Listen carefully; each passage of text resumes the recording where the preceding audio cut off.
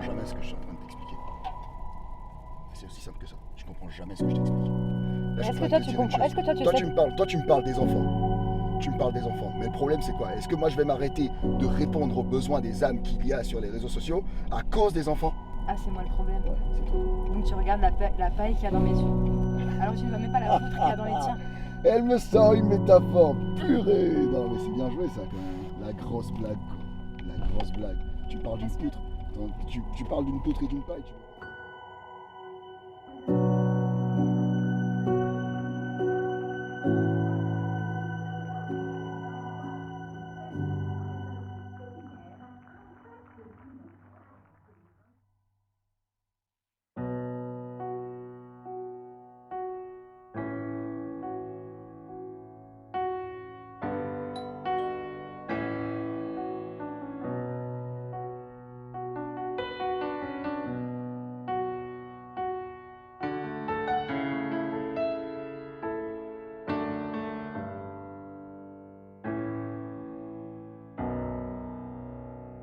Bonsoir à tous, je m'appelle Demas et j'ai 33 ans. Ce matin-là, je m'apprêtais à aller au taf et sans faire gaffe, j'étais en retard, pas de chance. Ma femme se trouvait dans la chambre avec les gosses. C'était l'heure de l'école, elle rangeait leurs peignes et leurs brosses, inébranlable avec mon air de catcheur. Spirituellement, je parais plus fort que ma femme, car sur ma vie, j'ai un appel de pasteur. Je lui fais souvent la leçon, car je trouve qu'elle prie pas assez. Et chaque fois qu'il y a une épreuve, pouf, elle est prompte à se lasser. Et moi je jeûne, je prie, je sers à l'église. Je suis le bras droit de l'apôtre Paul, du coup, y a personne qui me néglige. Et au boulot, je suis juste excellent.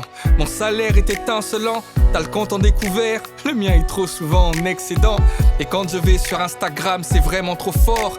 Les gens sont fortifiés dans l'âme, parce que je suis tellement profond. Car j'ai un grand appel au ministère, un grand appel prophétique.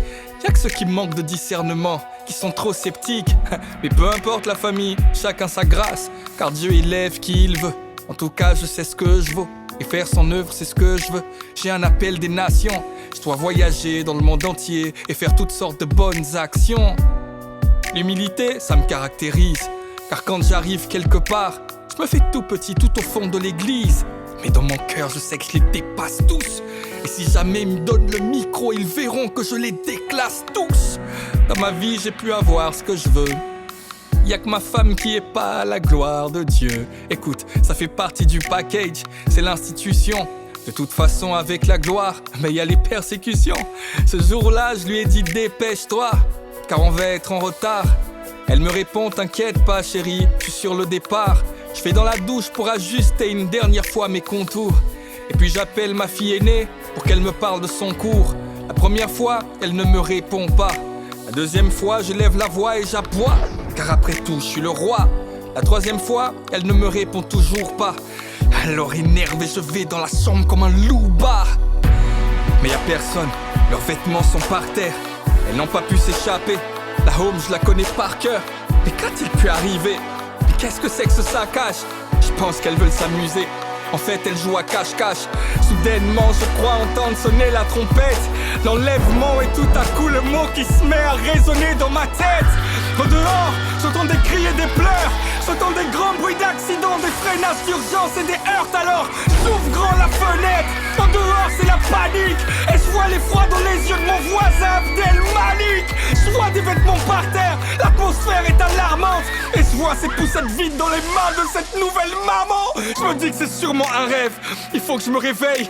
Mais je suis comme prisonnier car en fait, ce n'est pas un rêve, c'est bien du réel. Je suis confondu mais conscient en même temps. Qu'à cet instant, je viens peut-être de manquer l'enlèvement. Et puis c'est vrai, je comprends pas pourquoi ma femme a été enlevée. C'est moi le futur pasteur. J'ai prêché même en anglais. J'ai même évangélisé dans les centres-villes et les métros.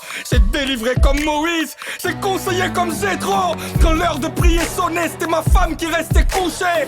Moi je devançais l'aurore et je priais 3 heures sans me toucher. J'ai confondu en tout point. J'ai vraiment l'air d'un crétin. C'est quoi, je vais vérifier ça.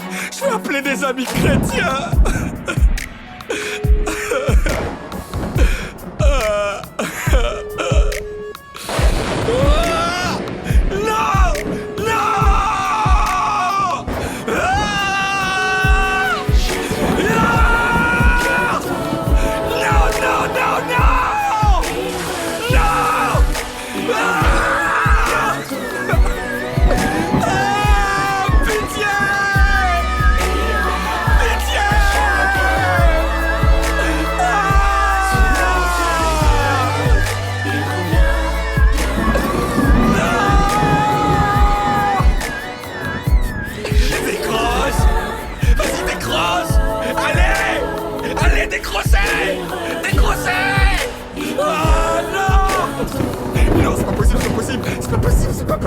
C'est pas possible.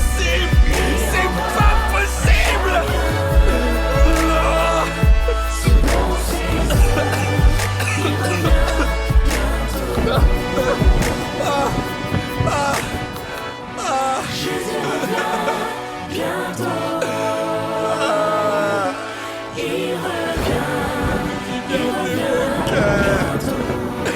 J'aurais dû garder mon cœur.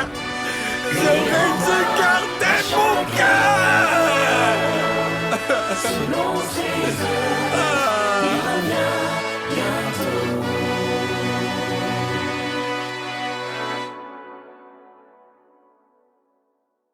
Aide-moi, Seigneur. Abba Père, et compassion de moi.